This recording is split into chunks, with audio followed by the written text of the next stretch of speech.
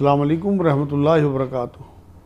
الحمدللہ رب العالمین والصلاة والسلام علی رسول الکریم وعلی آلہ وصحبہ اجمعین، اما بعد۔ فاعوذ باللہ من الشیطان الرجیم، بسم اللہ الرحمن الرحیم۔ رب اشرح لی صدری ویسر لی امری واحلل عقدۃ من لسانی یفقہوا قولی۔ سبحان ربک رب العزۃ عما یصفون وسلام علی المرسلین والحمدللہ رب العالمین۔ ناظرین، تہذیب ٹی وی پہ آپ کا استقبال ہے۔ حج اور قربانی کے مسائل کے نام سے جو پروگرام چل رہا ہے، اس کے نئے شمارے کے ساتھ میں مجاز الحق آپ کے سامنے حاضر ہوں۔ آج میں آپ کے سامنے ذی الحجہ کے شروع کے 10 دنوں کے بارے میں اور اس مہینے کی فضیلت کے بارے میں بتاؤں گا، جس سے کہ آپ زیادہ سے زیادہ اس مہینے کا فائدہ اٹھا سکیں۔ ذی الحجہ کا جو مہینہ ہے، اس کی سب سے بڑی فضیلت تو حج ہے، کیونکہ حج جو ہے وہ اسلام کے جو 5 رکن ہیں، 5 ستون ہیں، ان میں سے ایک ستون ہے۔ ستون کہتے ہیں پلر کو۔ پلر کے بنا کوئی بلڈنگ نہیں بنتی، تو اس لیے حج اہم ترین ستون ہے اسلام کا۔ تو اس لیے اس کی سب سے بڑی جو فضیلت ہے اس مہینے کی، کہ اللہ نے اس مہینے میں ہی حج کو رکھا ہے، اور اس کے شروع کے 10 دنوں کی تو بہت زیادہ اہمیت ہے۔ ویسے تو یہ پورا مہینہ ہی جو ہے وہ حرمت والے مہینے جو قرآن نے 4 بیان کیے ہیں، ذی الحجہ، ذی القعدہ، محرم اور رجب، وہ چاروں مہینوں میں ایک مہینہ یہ بھی احترام ہے، تو اس کا تقدس اور اس کا محترم ہونا، اس میں ہمیں احتیاط کرنا، گناہوں سے بچنا ہمارے اوپر لازم ہو جاتا ہے۔ تو ذی الحجہ کے شروع کے جو 10 دن ہیں، ان کے بارے میں احادیث ملتی ہیں جو بڑی اہم ترین احادیث ہیں۔ لوگ بے بہرہ ہیں ان دنوں سے، اور ان میں اس طرح کے عمل میں نہیں دیکھتا جس طرح کے عمل ہونے چاہیے۔ جو اللہ والے لوگ ہیں، جنہیں معلومات ہے، جو عالم دین ہیں، وہ تو ان میں عمل اپنے بڑھا دیتے ہیں، لیکن عام لوگوں کو ان کے بارے میں زیادہ معلومات نہیں ہے۔ تو میں یہ چاہتا ہوں کہ آج کے ایپیسوڈ میں آپ لوگوں کے سامنے وہ احادیث پیش کر دوں جن میں ان 10 دنوں کی حضور صلی اللہ علیہ وسلم نے اہمیت بیان کی ہے۔ ذی الحجہ کے پہلے 10 دن کی جو فضیلت حضور نے بیان کی ہے، اس میں ایک حدیث پاک یہ ملتی ہے کہ ذی الحجہ کے پہلے 10 دن کے اعمال اللہ کو اتنے پسند ہیں جتنا کسی اور دنوں سے نہیں۔ تو ایک صحابی نے پوچھا، حضور کیا جہاد بھی نہیں؟ تب حضور نے فرمایا کہ ہاں، جہاد سے بھی افضل، صرف اس مجاہد کا جہاد افضل ہے جو جان مال لے کر گھر سے نکلے اور اللہ کی راہ میں اسے کھپا دے، باقی کسی اور اعمال سے یہ افضل نہیں ہے۔ لیکن یہاں یہ وضاحت میں کر دوں کہ قرآن میں جو اللہ رب العزت نے سورہ قدر کو فضیلت دی ہے، وہ یہاں جو ہے وہ مستثنیٰ ہے۔ اس کے علاوہ تمام جو دن ہیں ان سب میں افضل بتایا حضور صلی اللہ علیہ وسلم نے ان 10 دنوں کو، ان کے اعمال کو۔ تو یہ بڑی ہمارے لیے خوشخبری کی بات ہے کہ 10 دنوں میں اللہ ہمیں ایسا شارٹ کٹ سے گزارتا ہے کہ ہم اعمال کریں اور اللہ انہیں قبول کر لے تو ہماری نجات ہو جائے اس سے۔ ایک اور حدیث پاک ملتی ہے مسند احمد کی کہ ان 10 دنوں کے مقابلے میں کوئی اور ایام اللہ کو اعمال کے لیے پسند نہیں، اس لیے ان میں اللہ کی وحدانیت، تکبیر، بڑائی اور حمد و ثنا بیان کرو۔ یہ نبی اکرم صلی اللہ علیہ وسلم کا قول مبارک ہے۔ تو اس لیے ان 10 دنوں میں زیادہ زیادہ حضور نے ایک تو کلمہ پڑھنے کی تلقین فرمائی اور تکبیر پڑھنے کی بہت تلقین فرمائی۔ شروع کے 10 دنوں میں خوب تکبیر پڑھی جاتی ہے۔ ہمارے ہاں تو اصل میں رواج نہیں ہے۔ حج کے دنوں میں آپ دیکھیں وہاں پہ اگر جو لوگ گئے ہیں وہ کس طرح سے تلبیہ پڑھتے ہیں، کس طرح تکبیر پڑھتے ہیں۔ ہمارے ہاں تو 10 ذی الحجہ سے 13 ذی الحجہ تک کی جو تکبیر ہے، مسجدوں میں وہ نماز کے بعد پڑھی جاتی ہے، باقی اور کوئی اہتمام نہیں کیا جاتا تکبیر کا۔ جبکہ صحابہ کرام کا معمول یہ تھا، حضرت عمر بن عبداللہ رضی اللہ تعالیٰ عنہ، حضرت ابو ہریرہ رضی اللہ تعالیٰ عنہ کے بارے میں یہ بات آتی ہے کہ یہ دونوں صحابی بازار میں نکل جاتے تھے اور وہاں زور زور سے تکبیر پڑھا کرتے تھے۔ تکبیر جو ہے وہ اہم ترین حصہ ہے، کیونکہ خود حضور نے حکم فرمایا، اور اتنی زور زور تکبیر پڑھتے تھے کہ بازار والے بھی تکبیر پڑھنے لگتے تھے۔ گھروں میں اپنے صحابہ تکبیر پڑھا کرتے تھے تو ان کی عورتیں بھی ساتھ میں پڑھنے لگتی تھیں، بچے بھی پڑھنے لگتے تھے۔ تو یہ ضروری ہے کہ آپ ان دنوں میں، اگر چلو ہمارے ہاں ماحول نہیں ہے، بازار میں آپ نہیں پڑھ سکتے، تو کم سے کم اپنے گھروں میں باواز بلند تکبیر پڑھا کریں۔ عورتیں ہی باواز بلند پڑھیں، اگر نامحرم ہوں آپ کے گھروں میں پھر آپ باواز بلند نہ پڑھیں، اگر نامحرم نہ ہوں آپ کے گھر میں محرم ہوں تو آپ باواز بلند تکبیر پڑھیں، تکبیر سب لوگوں کو یاد ہوتی ہے اکثر، میں پڑھ دیتا ہوں، اسے آپ جو ہے اپنا نوٹ کر لیں، اور اگر یاد نہیں ہو تو یاد کر لیں۔ اللہ اکبر، اللہ اکبر، اللہ اکبر، اللہ اکبر، لا الہ الا اللہ، اللہ اکبر، اللہ اکبر وللہ الحمد، اللہ اکبر، اللہ اکبر، لا الہ الا اللہ، اللہ اکبر، اللہ اکبر وللہ الحمد، اللہ اکبر، اللہ اکبر، لا الہ الا اللہ، اللہ اکبر، اللہ اکبر وللہ الحمد۔ یہ تکبیر ہے۔ آپ اللہ کی بڑائی بیان کریں، اللہ کی کبریائی بیان کریں، کلمہ پڑھیں زیادہ زیادہ، کیونکہ حمد و ثنا کی بھی حضور نے تلقین فرمائی، تو اللہ کی حمد و ثنا بھی کریں۔ تو یہ ساری چیزیں جو ہیں ان 10 دنوں میں آپ کے اعمال اللہ تک پہنچاتی ہیں۔ اگر آپ اخلاص کے ساتھ یہ سارے کام کریں، آپ پہلے تو ان 10 دنوں کے آنے سے پہلے جو ہے وہ پلان کر کے پہلے ہی پلان کر لیں کہ میں نے ان دنوں میں یہ کرنا ہے، اور زیادہ زیادہ آپ اس میں عبادات کا اپنا پلان کریں۔ دھندا تو ہم ساری عمر کرتے ہی رہتے ہیں، کام تو بزنس چلتے رہتے ہیں، نوکری بھی چلتی رہتی ہے۔ اگر ممکن ہو نوکری سے 10 دن کی چھٹی لے لیں، کاروبار سے 10 دن کی چھٹی لے لیں، اور ان دنوں میں یہ اعمال اپنے جاری رکھیں۔ روزے حضرت صلی اللہ علیہ وسلم 9 دن روزے رکھتے تھے، اور 9واں روزہ جو ہے 9 ذی الحجہ کا، وہ تو بہت اہم ترین روزہ ہے، لیکن وہ لوگ رکھیں گے جو حاجی نہیں ہیں، جو حج پہ گئے ہوئے ہیں، انہیں 9 ذی الحجہ کا روزہ نہیں رکھنا، بلکہ وہ تو حج کا دن ہے، عرفہ کا دن ہے۔ لیکن عرفہ کے دن کا روزہ جو عام لوگ ہیں اپنے اپنے علاقوں میں رکھیں، یہ اس کے بارے میں حضرت صلی اللہ علیہ وسلم کی حدیث پاک یہ ملتی ہے کہ پچھلے اور اگلے ایک سال کے جو ہے گناہ کو معاف کرا دیتا ہے یہ روزہ۔ تو 9 ذی الحجہ کی تو آپ انشاءاللہ تعالی نیت کر ہی لیں کہ ہم نے روزہ رکھنا ہے۔ باقی تمام روزے بھی آپ رکھیں، شروع کے 9 روزے، جس سے کہ اگر آپ کے کچھ پچھلے چھٹے ہوئے روزے ہوں، ہماری ماں بہنیں جن کے ایام کے روزے چھٹ جاتے ہیں وہ ان میں پورا کر سکتے ہیں، لیکن یہ لگاتار آپ اگر یہ 9 روزے رکھیں گے تو ان کا آپ کو بڑا اجر ملے گا۔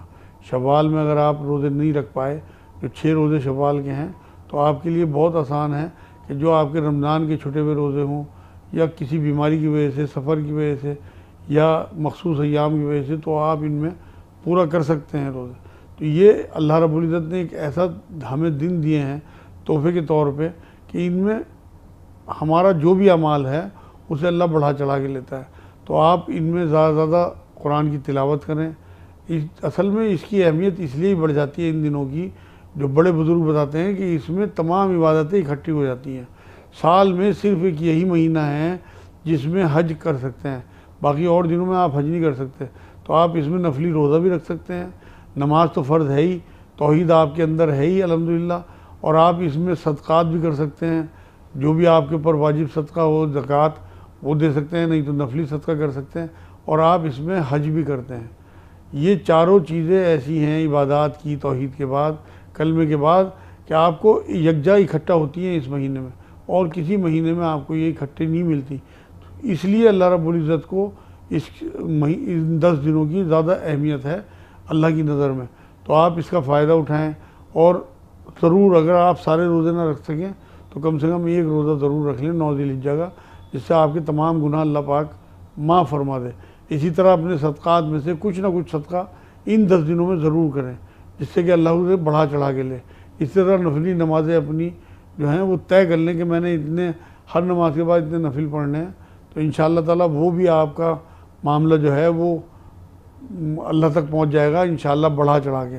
اور روزہ میں نے آپ کو بتا دیا، صدقات میں نے آپ کو بتا دیے، تو یہ چاروں چیزیں جب آپ کی مکس ہو جائیں گی تو انشاءاللہ تعالیٰ آپ دیکھیں کہ کتنا لطف آتا ہے۔ دوسری بات یہ ہے کہ حضور صلی اللہ علیہ وسلم نے ان دنوں میں بال کٹوانے اور ناخن کٹوانے سے ہی منع فرمایا۔ تو آپ جب تک قربانی نہ کریں، کوشش یہ کریں کہ ذی الحجہ کا مہینہ شروع ہونے سے پہلے آپ اپنی جو بھی آپ کو اپنی داڑھی وغیرہ درست کرانی ہو، ناخن وغیرہ کاٹنے ہو، وہ آپ ایک دن پہلے کر لیں، اور ذی الحجہ کا مہینہ شروع ہوتے ہی آپ اس سنت پہ بھی عمل کریں۔ حالانکہ واجبات میں سے نہیں ہے، لیکن ہم کیوں چھوٹی بھی سنت چھوڑیں، کسی سنت کو چھوٹا کیوں سمجھیں جو ہمیں فضیلت دلا سکتی ہے۔ اور یہ اعمال کی قبولیت کے دن ہیں، اللہ کے پسندیدہ دن ہیں، تو ہم اس میں ذرا سی چیزوں کا دھیان رکھیں اور اسے کرنے کی کوشش کریں جس سے کہ اللہ ہم سے راضی ہو۔ یہ شارٹ کٹ ہے میرے بہن بھائیوں، اللہ نے آپ کو دیا ہے، اتنی زندگی دی کہ پچھلی جو آپ کو ذی الحجہ کا مہینہ ملا تھا، اس بار بھی آپ کو ذی الحجہ ملا ہے۔ اور ویسے تو گرمیوں کے روزے ہیں، لیکن جو اللہ والے ہیں انہیں کوئی فرق نہیں پڑتا. جب رمضان کے روزے اللہ نے آپ سے رکھوا دیے تو یہ روزے بھی آپ رکھ لو گے، کیونکہ حضور صلی اللہ علیہ وسلم نے تلقین فرمائی ہے. ویسے حضور صلی اللہ علیہ وسلم ہر مہینے کے 3 روزے بھی رکھا کرتے تھے. حضور پیر اور جمعرات کا روزہ بھی رکھتے تھے، اور اس روزے کی بھی بہت اہمیت ہے. تو اسی لیے عرفہ کے دن کا روزہ جو حاجی لوگ نہیں ہیں، جو حج کرنے نہیں گئے، وہ عرفہ کے دن کا روزہ ضرور رکھیں، جس سے کہ ان کے گناہ معاف ہوں. تو انشاءاللہ تعالیٰ آپ ان عمل کے بارے میں سوچیں، انہیں نوٹ کریں، پلان کریں. ذی الحجہ کا مہینہ آنے سے پہلے اگر آپ پلان کریں گے چیزوں کو تو آپ کو پھر یہ سب چیزیں نوٹ کر کے عمل کرنے میں انشاءاللہ تعالیٰ بہت فائدہ ہوگا. ناظرین، ان 10 دنوں میں حج کے بعد جو سب سے افضل چیز ہے وہ قربانی ہے. قربانی آپ کو پورے سال جو آپ قربانی کرتے ہو وہ نفلی قربانی ہے، لیکن اس مہینے کی جو قربانی ہے وہ واجبات میں سے ہے، صاحب حیثیت پہ. تو یہ بہت آپ کو گناہوں کا کفارہ ہے. یہ قربانی جو آپ اللہ کے نام پہ کرتے ہو، بہترین چیز اللہ کی راہ میں دینے کا حکم ہے. تو آپ کے لیے جو ہم جس دور میں جی رہے ہیں اس میں بہترین چیز ہمارے نزدیک مال ہوتی ہے. ہم اسی کی دوڑ دھوپ میں لگے رہتے ہیں. پھر اس مال کو اللہ کے حکم پہ اور رسول اکرم صلی اللہ علیہ وسلم کے طریقے پہ اللہ کی راہ میں خرچ کرنا، قربان کرنا، یہ اللہ کا قرب ہمیں دلواتا ہے، کیونکہ قربانی قرب سے بنا ہے.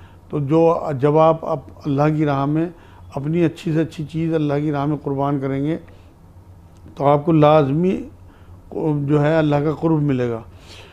جو حضور صلی اللہ علیہ وسلم نے قربانی کے بارے میں بہت تلقین فرمائی ہے اور خود بھی قربانی کیا کرتے تھے.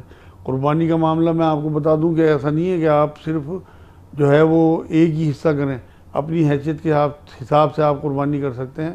چاہے حضور اکرم صلی اللہ علیہ وسلم نے ایک بار میں 100 اونٹ بھی قربان کیے ہیں اور 1 یا 2 دمبوں کی بھی قربانی دی ہے. تو اس لیے اپنی حیثیت کے حساب سے آپ قربانی کریں اللہ کا قرب حاصل کرنے کے لیے. تو جتنی بھی زیادہ آپ قربانی کریں گے اتنا ہی آپ کو زیادہ فائدہ ہوگا. اگر آپ کی حیثیت نہیں ہے تو آپ کے اوپر قربانی واجب نہیں ہے، لیکن اگر آپ کی حیثیت ہے تو آپ وہ مال کسی کی باتوں میں آگے ادھر ادھر نہ لگائیں، بلکہ صرف اور صرف اللہ کا حکم سمجھ کے اللہ کے لیے ہی وہ مال لگائیں. تو اس عشرے میں جو ذی الحجہ کا عشرہ ہے اس میں تجدید ایمان بھی کریں. لوگوں کے لیے جو آپ کے دل میں کدورت ہے اسے دور کریں، جو قطع رحمی ہوئی ہو اسے جو ہے دور کریں، صلہ رحمی کریں، لوگوں کی غیبت سے بچیں، لوگوں کی دل برائی سے بچیں، غصہ، گالی گلوچ، بڑے گناہ، حرام کام، ان سب سے دور رہیں، کیونکہ یہ حرمتوں کا مہینہ ہے ذی الحجہ.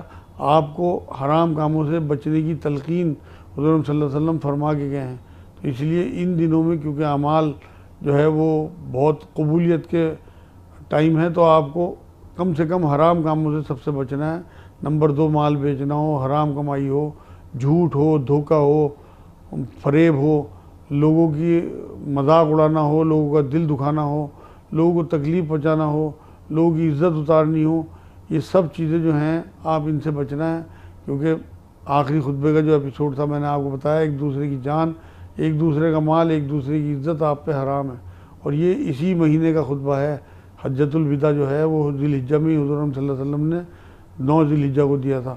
تو آپ کے اوپر یہ ساری چیزیں جو ہیں واجب ہیں کہ آپ دوسرے کی عزت کریں، آپ اپنے شر سے اپنے پڑوسیوں کو بچائیں، آپ اپنے شر سے اپنے رشتہ داروں کو بچائیں، آپ اپنا غصہ، گالی گلوچ، جو سختی ہے اسے دور کرنے کی دعائیں اللہ سے کریں، اور کوشش کریں کہ آپ صرف اور صرف نرمی کے ساتھ، محبتوں کے ساتھ جو ہے ان دنوں میں پریکٹس کریں گے تو انشاءاللہ یہ باقی کی زندگی میں بھی آپ کے کام آئے گا. تو آپ نے ان تمام حرام کاموں سے بچنا ہے جنہیں قرآن نے منع کیا یا رسول اکرم صلی اللہ علیہ وسلم نے منع کیا، بلکہ اس ٹائم کو زیادہ سے زیادہ تکبیروں میں گزارنا ہے، زیادہ سے زیادہ جو ہے اپنا روزوں میں گزارنا ہے، تلاوت قرآن میں گزارنا ہے، تسبیحات میں گزارنا ہے. جو نیک عمل آپ زیادہ سے زیادہ کر سکتے ہوں ان نیک اعمال میں آپ یہ وقت گزاریں گے تو انشاءاللہ تعالیٰ آپ کو فلاح نصیب ہوگی اور آپ کے لیے آسانی ہوگی. ناظرین، ان 10 دنوں میں جتنا ہو سکے لوگوں کے لیے فلاح بہبود کا کام کریں، جتنی نیکی آپ کر سکتے ہوں اپنی کوتاہی یاد کر کر کے توبہ کریں، اللہ کی حمد و ثنا میں وقت گزاریں، اللہ کی جتنے بھی احکامات ہیں ان میں نفل عبادات اپنی بڑھا دیں، جس سے کہ آپ کو ان 10 دنوں کا فائدہ مل سکے۔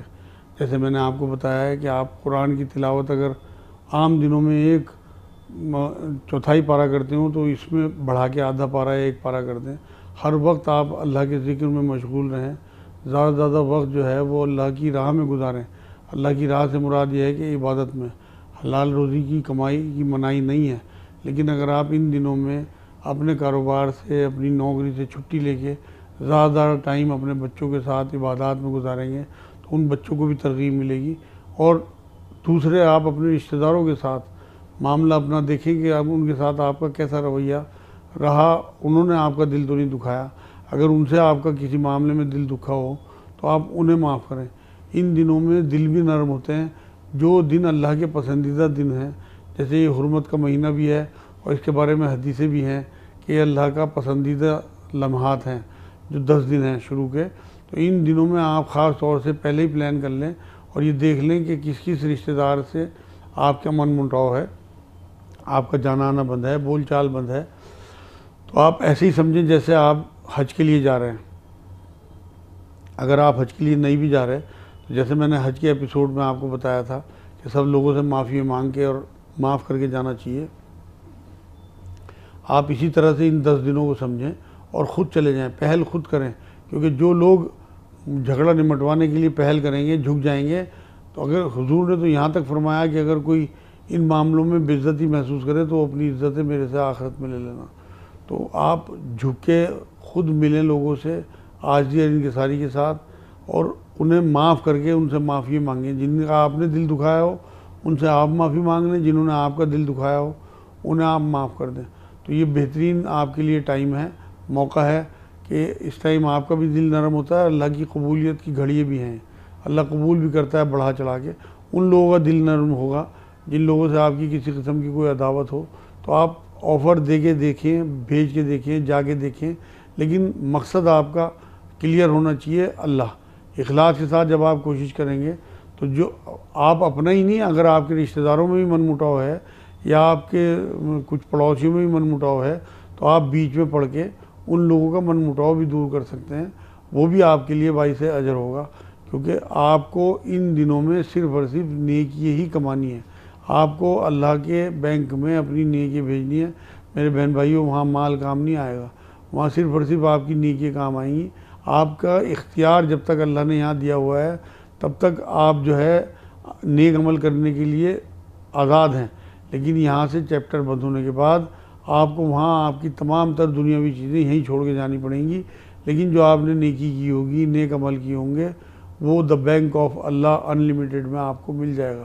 تو اس لیے اللہ اس کے رسول کے بتائے ہوئے راستے کے حساب سے ان 10 دنوں میں آپ اپنی زندگی کو گزاریں اور ان کا زیادہ سے زیادہ فائدہ۔ ویسے تو آپ پورا مہینہ ہی جو ہے وہ حرمت کے حساب سے جو ہے گزاریں، مطلب ان دنوں میں آپ کو جتنے بھی حرمت والے مہینے ہیں ویسے ہی طے کر لینا چاہیے کہ میں نے کسی حرام کی طرف جانا بھی نہیں ہے، حرام کام تو ویسے ہی مومن کی شان نہیں ہے، لیکن ان دنوں میں آپ کو خاص طور سے دھیان کرنا ہے کہ کہیں کوئی کوتاہی، کہیں کوئی غلطی ہو رہی ہو تو اس غلطی کی اصلاح کرنی ہے۔ یہ اصلاح کے دن ہیں آپ کے، یہ آنے والے جو دن ہیں انشاءاللہ تعالیٰ آپ کے لیے باعث برکت ہوں گے، آپ کے لیے باعث نجات ہوں گے، رسول اللہ صلی اللہ علیہ وسلم کی خوشخبریوں کے دن ہیں۔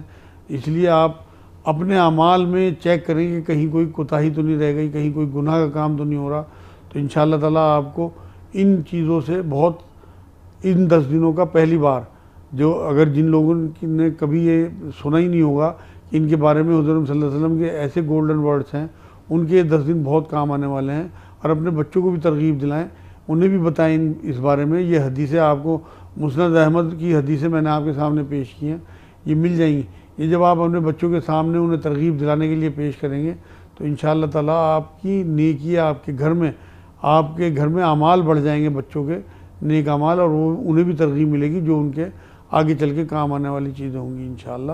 وما علینا الا البلاغ۔ السلام علیکم ورحمۃ اللہ وبرکاتہ۔ کسی اور ایپیسوڈ میں اور چیزوں کے ساتھ آپ کے سامنے پیش ہوں گا۔